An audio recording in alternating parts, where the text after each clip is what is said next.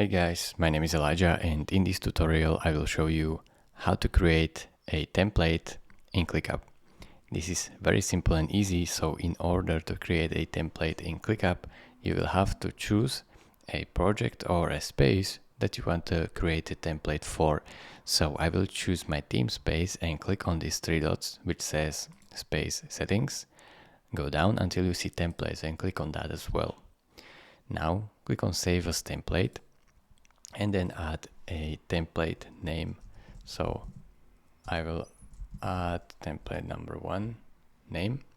You can add the descriptions or add the tags if you want. So just add tags simply like this and add descriptions simply like this.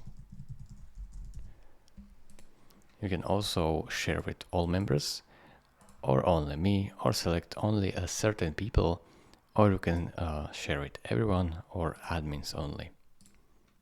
You can enable public sharing, so save to create a public link or disable it right here. Once you're done, you can click on Save Template, and as you can see, your template is being created and they will notify you when it's ready. This may take up to a couple minutes. Thank you for watching.